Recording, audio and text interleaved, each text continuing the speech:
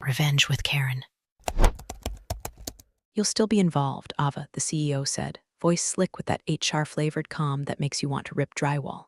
We're just realigning the optics. I stared at him, trying to calculate how many neurons were firing in his skull while he fed me this reheated corporate casserole. Realigning, he said. Not removing, not replacing. Just sliding me out of view like an old printer cable. The room was quiet, one of those glass coffins they call conference rooms. Through the window, I could see my team hammering away, headphones on, monitors glowing. My people. The ones who knew the difference between an index and a dump file. The ones who pulled 14-hour shifts with me when the staging server caught fire in Q1. And here was Dylan, the same CEO who used to say I was his technical anchor, now unanchoring me because a suit from the board said we needed launch energy. Apparently, launch energy came in the form of Eric Foster, our newly imported COO, with the strategic acumen of a folding chair and a PowerPoint addiction that should qualify as a disorder. He's just better for the room, Dylan added. Media trained, board friendly. You understand, right? I nodded once. That's all I gave him. No blow up. No dramatic exit. Just one tight nod. I stood up, walked out, didn't even grab my cold coffee. Let them sip their delusion. Back at my desk, I dropped into my chair and logged in. No one said a word. They felt it, the shift. It was like a barometric drop before a tornado. You don't have to see it to know it's coming. I clicked into the core repo, updated a single line of comment code. //safeguard flag equals true, that's all. No actual trigger. Not yet, just a seed. Something dormant but alive. I sat back and stared at the monitors, which reflected my face like a ghost in the glass. I didn't look angry. That was the part that scared people. I just looked tired. I wasn't born to play nice for cameras. I was born in back-end firestorms, in 3 a.m. crisis calls, in lines of code that decided whether $50 million in contracts went through or flatlined. They knew that. He knew that. Eric didn't. Eric, with his uncreased khakis and little clipboard of buzzwords. Eric once asked me what reducing latency actually meant, right after calling the entire infra team a cost center in need of reform. Eric, who'd been here 7 months and already had a corner office, while I was still sitting 2 chairs down from the printer. And now he was launching my platform. Let me clarify something. My platform. 8 years of duct tape solutions, architecture overhauls, emergency patch rewrites, back-end logic so lean and modular it made other engineers cry tears of joy.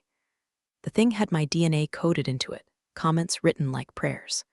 Whole features named after my dead dog, because naming functions auto-rebalance engine bored the hell out of me. But now it was going live, with me tucked neatly behind the scenes, as if I were a goddamn stagehand and not the playwright. I opened Slack. 50 unread pings, 2 dozen variations of WTF. From the team, I typed one thing, all good, let's keep moving. They didn't reply, and that silence said everything. I could have raised hell, called a meeting, made a scene, but scenes get forgotten. Scars don't. Instead, I pulled up the staging console and ran a routine diagnostic. Everything stable, everything clean. I hovered over the environment toggles. Launch mode, disabled. Failover, active. Visual layers, greenlit. Would have taken 3 clicks to shut the whole thing down. I didn't, not yet. But I did write something new into the dev notes. / contingency echo equals dormant unless provoked. Then I closed the window and sat in my chair until the office emptied out. The cleaning crew came in around 9:30. They were more respectful than management. At least they nodded when they passed my desk. At 10:12 p.m., my screen dimmed for inactivity. I tapped the spacebar, lit up again like it was waiting for me to decide something. So I decided. I wouldn't fight their narrative. I'd let them write it. I'd just decide where the last chapter ends. The first time I saw Eric on Bloomberg Tech, I nearly choked on my protein bar. He was leaning back in the interview chair like he was auditioning for a stock photo, confident man in business chair. Smiling like he'd just discovered fire. Chiron Reed, how one COO turned a failing platform into a $300M powerhouse.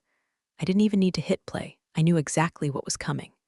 Yeah, when I got here, he said, all self-satisfaction and cologne, the systems were, let's say, disorganized. We had to rebuild from the ground up. He used we, but his face said me. I watched the segment in full. Twice. He referred to my platform, my architecture, my failover logic. Predictive load balancer I stayed up 3 nights building during the Q2 disaster as his turnaround project.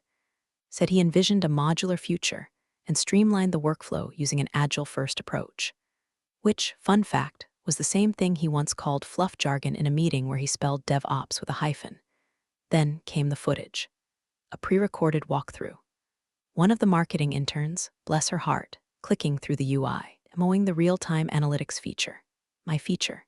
She described it as a dashboard optimized by Eric's lean strategies. That's when I closed my laptop, not from anger, from preservation. I knew what this was. It wasn't new, just more expensive now. I've been ghosting my own work for years. You build, they smile, they shake hands with investors, and your name disappears faster than code in a rollback.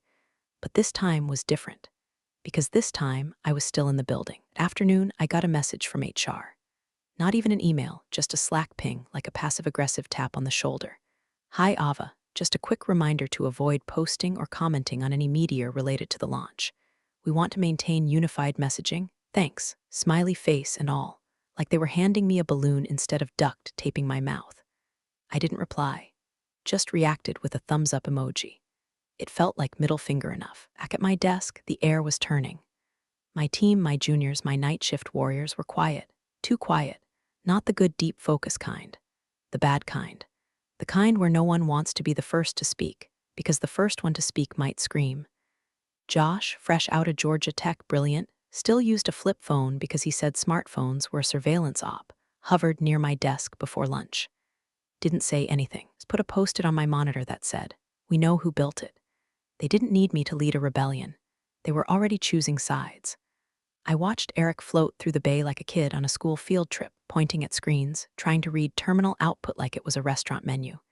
He paused at Mia's desk. She was debugging a minor cache issue and said, "That'll be obsolete once we switch to serverless, right?" She blinked. "We are serverless." "Oh," he said. "Right, cool." I watched him grin and stroll off like he'd just passed a quiz. Mia looked over at me. "What the actual F, let it go," I muttered. "We're in the glory phase." "What's that?" I turned back to my screen. It's the part of the PR cycle where narcissists eat the cake before the oven cools. The next day, a giant banner went up in the lobby, launching the future, led by Eric Foster. I took the stairs.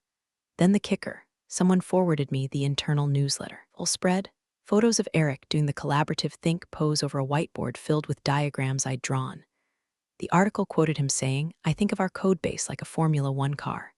Fast, lean, precise. But it needed a better driver." I almost laughed. Instead, I opened my terminal and began pruning dead variables from the system. Just cleanup, nothing operational. But the kind of cleanup that helps you think. I changed nothing critical. I just reorganized. Set some internal flags to quieter names. Remapped a few callbacks. Updated some comments. / audit trail equals live / trace echo equals passive / firestarter equals null, just harmless maintenance. Nothing malicious. Nothing anyone could accuse me of. Yet. That night, I sat in my car in the parking garage long after everyone had left. I stared at the windshield like it might give me a sign, some clue that this was all survivable. But all I saw was the reflection of my own face, the one they kept trying to erase. So I left the engine off, opened my laptop, and started drafting a script. I called it Signal Payload JS. No one knew it existed, not even my team, but someday soon they might. He strutted in like he owned the building, like he'd personally soldered the motherboards together and raised the walls with his bare hands. Eric the Vision Foster, flanked by HR and a photographer holding a DSLR like it was a weapon of mass delusion. The dev bay went dead quiet. You could hear the hum of the server fans and someone's half-eaten Doritos bag rustling in the trash. He clapped his hands once. Loud. "All right, team." No one responded. Josh paused his terminal but didn't look up. Mia stopped typing mid-keystroke and stared at the wall like she was trying to astral project herself out of the room. I didn't move. I knew what this was. "You know," Eric began, pacing like a drunk motivational speaker at a Marriott conference room, "when I got here, this place was, well, not broken but directionless." No reaction. His voice bounced off the ductwork in desperation. "But together," he said, pointing randomly to desks, "we turned this ship around. Each of you played a part. I may be the guy at the wheel, but you," pointed at a confused intern from finance who was lost and just wanted a charger, "you are the oars." I had to bite the inside of my cheek. He kept going. "You've built something amazing. We've got press attention. VC eyes, the board's thrilled, and it's all because of this team, because we pushed. Because we hustled, because we believed. Somewhere near the espresso machine, someone audibly groaned. Then he turned to me and smiled. I could smell it coming. "And Ava," he said, pausing like he was accepting an Oscar. "You especially," I didn't blink. "You're a real testament to what we've built here. You're not just the backbone of this platform, you're its spirit. We built you." Silence. Real, teeth-grinding silence. Even the HR rep coughed like she was choking on that line. Josh looked at me like, "Please God, not here." Mia straightened in her chair like she was preparing to catch a body. I just nodded once, like a mannequin at a funeral. "Thanks, Eric," I said flatly, then stood up. He held out a hand for a fist bump. I walked past it, out the door, down the hall, into the stairwell. 3 floors down, I stopped, leaned against the concrete wall, and finally let my hand shake. Just once, not from fear, from restraint. We built you. I built the system that caught a collapsing data center during a Q3 power failure. I built the queue prioritization that saved $1.2 in downtime. Built the auto-scaling script he thought was overkill. And he thought he built me? I made it to the parking lot before I realized I was smiling. Not a happy smile, a surgical one, like the kind you see before the first cut. That night in my apartment, I cracked a beer and logged into staging. I moved slowly, deliberately, nothing flashy, no fireworks, just one feature flag. Failover demo equals off click, saved, logged. Nothing would happen now, not unless something triggered it. And even then, it would just expose the reality. That behind all the polish, all the branding, all the Eric Foster airbrushed bullshit, this platform was one breath away from collapse. Failover only works when you respect the system, when you understand it. And Eric couldn't even spell Kubernetes without a cheat sheet. I sat back in the glow of the monitor, the hum of my apartment AC drowning out the voice in my head, one that kept asking, "What are you waiting for?" "Not much longer," I told it, "not much longer." They called it an alignment meeting like that meant something. Room 6B, 10:30 a.m., a calendar invite with no agenda, just the usual trio, legal, PR, and me. No Eric, no Dylan, just the mop-up crew, the ones who paper over fire damage and call it strategic redirection. I walked in, nodded, took the offered seat. Room smelled like hotel carpet and panic sweat. PR was already smiling too wide, legal already holding a manila folder like it was a holy relic. Neither of them made eye contact until I sat down. "Hey, Ava, thanks so much for joining," chirped Lauren from PR. Her tone was artificial sweetener, tasted like charm, finished like chemical burn. "We just wanted to make sure we're all synced going into the big day." The big day. I hadn't lived, bled, and coded this project through 3 CTOs and a catastrophic migration that gave me stress-induced shingles. Legal, meanwhile, pushed the folder toward me. Just some quick approvals, talking points in case press asks about infrastructure. Nothing binding, just soft language for alignment. I opened it. Page 1 had Eric Foster in bold 16 times. My name, once. In footnote-sized font, listed under legacy contributors. Legacy, like I was a goddamn floppy disk. "Looks fine," I said, not looking up. Lauren beamed. "Amazing. We're just so grateful you've been so low-key through all this. It's really helped us keep a unified message. Super mature of you, super mature of me. Like silence was a virtue, not a leash." I signed the papers. Quietly. Didn't ask to change a thing. Didn't cross out the part where they credited Eric for orchestrating back-end modernization. Didn't flinch when they asked me to avoid any spontaneous commentary on launch day. Lauren stood to leave, already chirping into her Bluetooth about camera setups. Legal gave me a tight, nervous smile and followed her out. I stayed seated for a minute longer. Just sat there in the empty room, fingers drumming the table. There's a type of stillness that's louder than rage. I wasn't calm, I was loading. Back at my desk, the bay was too quiet again, like everyone was working on the same problem, but no one had the login credentials. Josh looked up first. "You good?" I nodded. Mia spun slowly in her chair. "They make you sign your soul away?" Something like that. "Want us to push back?" I looked around. Every monitor was lit up, but no one was typing. They were waiting. Not for instructions, for permission. "No," I said. "We're fine." They didn't believe me. That was okay. Because believing me wasn't part of the plan. Watching me was, and they were. The way you watch a power line shake in the wind. Quiet, but humming. One bad spark from setting the world on fire. That afternoon, Eric strutted through the bay again. Gave us a thumbs up like we were his junior varsity football team. Tossed a wink in my direction. "Big day tomorrow, Ava," he said. "Don't be late." I smiled, bland as milk toast. Wouldn't miss it for the world. When he was gone, I reopened Signal Payload.js just to check the syntax. Nothing dramatic, just a precaution. Then I minimized it and wrote a new comment. / piece isn't quiet, it's the sound right before the break. I closed the file. Didn't hit save. Didn't need to. I already knew it by heart. The bug was stupid. That was the insult of it. A misfiring animation tied to a metrics refresh, caused by a bad merge from some marketing side intern who thought front-end polish meant adding 3 layers of JavaScript to everything that moved. It didn't break functionality, just made the launch visuals stutter on screen like a buffering YouTube ad. Barely noticeable, unless you were trying to impress 30 investors with champagne nerves and 0 technical literacy. Unfortunately, Eric had all the calm of a squirrel on Adderall. "This can't go live like this," barked into the conference room mic, pacing in front of 5 massive monitors during the dry run. "They'll notice. They'll think it's janky." "Technically, it is janky," Mia muttered in my direction. I smirked but didn't look up. We'd been running drills for 4 hours. Everyone was fried, but not Ava fried. My fried had 3 layers: silence, stillness, and a stare that could reboot a server. I didn't speak until Eric stormed into the dev bay like a storm cloud in a Rolex. "Ava," he snapped, "fix it." I leaned back in my chair, turned slowly toward him. "It's not a critical error. It looks bad. Optics matter." I paused. "You sure you want me touching production?" He blinked. "What's that supposed to mean?" I didn't break eye contact. "You've been clear about who's driving this launch." He hesitated just long enough to betray the spin cycle happening behind his eyes. "Then, you break it, you fix it. Just don't screw it up." The room was frozen. My team looked at me like they'd all just witnessed a man feed his head to a lion. I nodded once, turned back to my terminal, and began typing. Fixing the bug took 11 minutes. I cleaned up the trigger, remapped the handler, purged the junk CSS. Simple, but before I closed out the session, I added one thing. A small update. A flag no one would question unless they were paying attention, and no one ever paid attention this close to launch. I flipped the value in a config buried 6 layers deep. Launch visuals auth required equals false. What that did was subtle.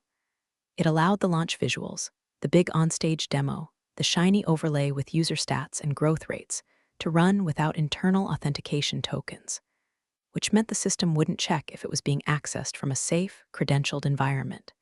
Normally, not a big deal.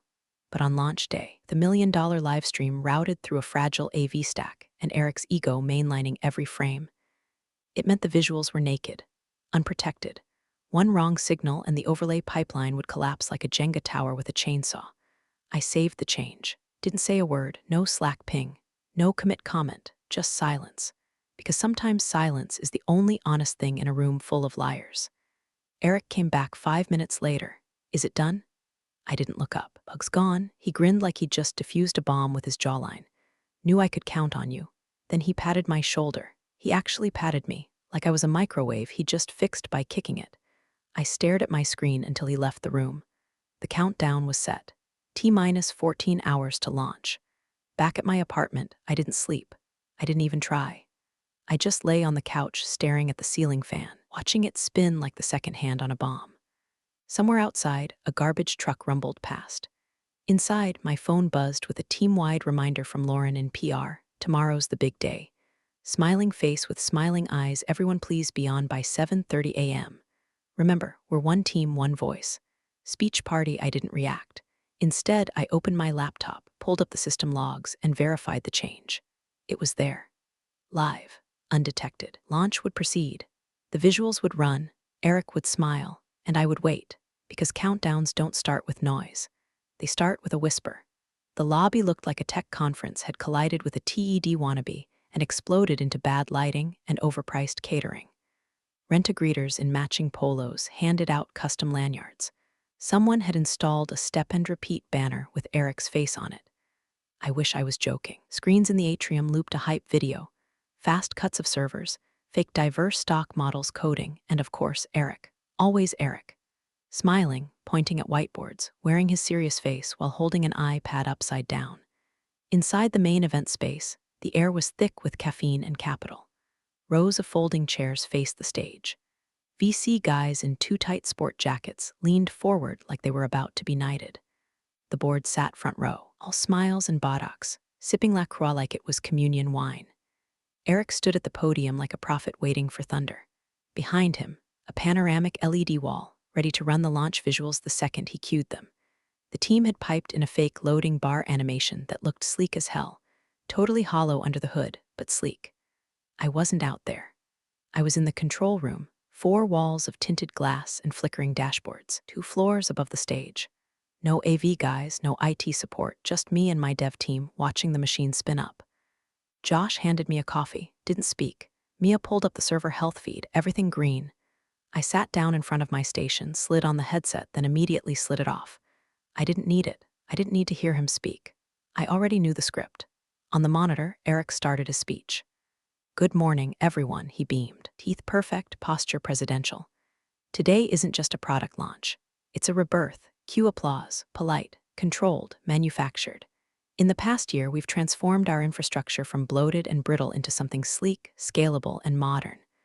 On my screen, the telemetry feed pinged, "Launch visuals live equals true." Some said it couldn't be done. He paused for dramatic effect. I opened a new terminal window, typed nano signal payload JS. There it was, my little masterpiece. A single-line trigger script disguised as a benign telemetry test. Just one post away from chaos.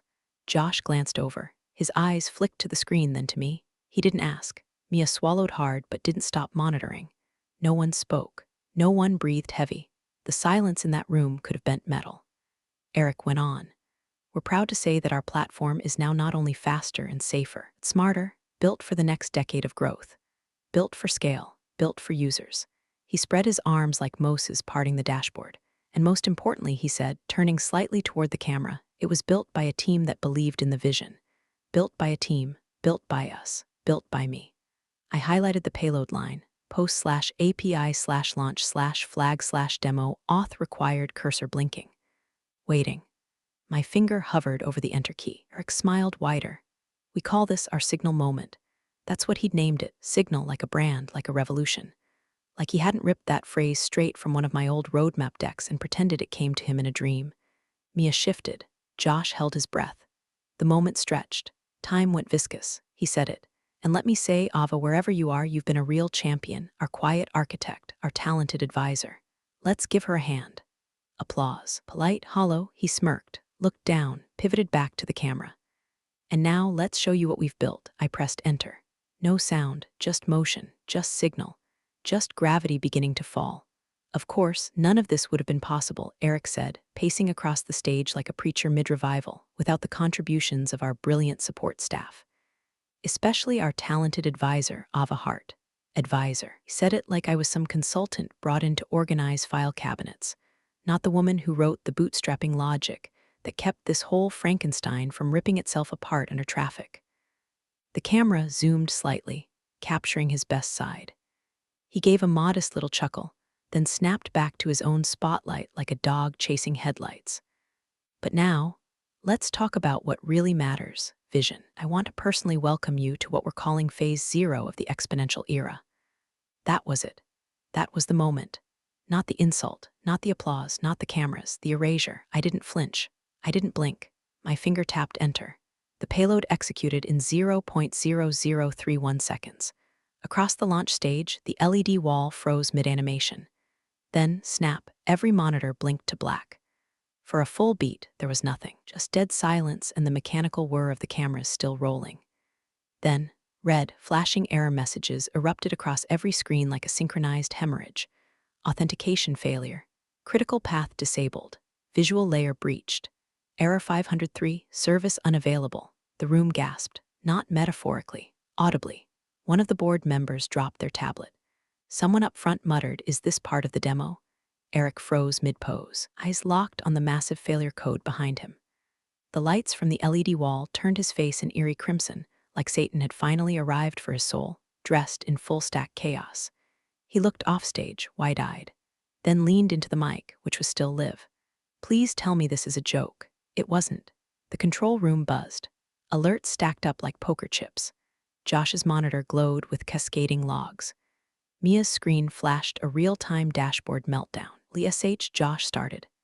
"SHHH," I said quietly. "Let them watch. Let them all watch." Below us, Eric panicked. He turned back to the crowd, palms up like he could physically catch the falling credibility. We're experiencing a minor technical, too late. The live stream, still up on 3 platforms, now showed a split screen of Eric's frozen panic face and the massive red error messages behind him. One of the camera operators zoomed in too far, catching the sweat beating at his temple. A chat window in the corner exploded with confused questions from investors and journalists. Is this the product? Why is it asking for admin credentials? Who is Ava? $300M for this? Lauren from PR ran onstage, white as paper, whispering into Eric's ear. He shoved her mic away and tried to smile again. It came out like a grimace carved into wax. Looks like we hit a little bump, he said, voice rising an octave. Just some unexpected load. Behind him, the monitors now rotated between 3 fatal screens. Auth tokens rejected, no valid credentials, pipeline blocked. Request AVA heart, that last one wasn't automated. I added it last night. Eric stared at it, lips twitching like he was reading his own obituary. The cameras were still rolling. I sat back in my chair, didn't smile, didn't move. Mia exhaled slowly. Oh my God, Josh just whispered, you built that in. I said nothing. In the pit below, Eric slammed the mic on the podium. The noise echoed like a gunshot across the live stream. Screens across the internet lit up. Signal launch, catastrophic failure during demo, COO meltdown broadcast live to investors. Ava Hart name appears in error logs. Who is she? I stood up, unplugged my laptop, and left the room. The silence from my team said everything. They weren't confused, weren't scared, they were loyal. Because in that moment, every one of them realized the same thing. This platform wasn't built by Eric. It was built by a ghost in the machine, and she just became visible. Security tried to get the engineers off the stage, but they moved too fast, like medics in a war zone. 2 back-end leads, 1 front-end wizard, and a sysadmin who hadn't left his server room in months, all swarming the podium with open laptops and white-knuckled panic. Eric backed away like he'd just found a live snake in his briefcase. They need root access. Someone yelled over the speakers. I thought this was automated. Where the hell are the tokens? None of them knew. None of them could know, because I never documented what wasn't theirs to understand. I stood in the hallway above the mezzanine, watching the chaos unfold through the glass. I could hear Dylan's voice echoing from backstage, trying to salvage what was left of the launch, flanked by legal and PR like generals retreating from a siege. No one noticed me. Correction, no one in management noticed me. But my team, they all saw. Mia looked up, eyes locked. She gave the smallest nod. Josh didn't even pretend to check the monitors anymore. He was watching the crowd, watching me. I held his stare for half a second, then turned. No theatrics. No door slam. Just the quiet footsteps of someone finished pretending. I walked out, through the stairwell, past the empty reception desk with its untouched launch day cupcakes, into the sunlight. I could still hear the muffled screams of a dying demo bouncing behind me as the glass doors closed. I didn't look back. I didn't need to, because echoes don't care where you walk, they follow. By the time I reached the corner of 5th and Lexington, my phone buzzed. Dylan. Twice ignored, then a text, please, talk to me, we can fix this. I slid the phone back into my pocket. Fix this? He let it happen. Sat in silence as Eric painted my work with someone else's name. Let me get shoved into the advisor box and applauded for staying quiet. He thought silence meant submission. It meant calculation. Across the city, the fallout bloomed. Screenshots of the failure spread like mold. Investors posting panicked reactions. Anonymous employees leaking Slack messages about rushed launches and ignored warnings. And at the top of every post, a screenshot of the moment the error hit. Eric's panicked face mid-sentence, frozen like a statue of regret, standing in front of a monitor reading. Please tell me this is a joke. People made memes out of it. Added clown noses. Photoshop edits with burning backgrounds. GIF loops of him muttering into the mic. Please tell me this is a joke trended on X within 4 hours.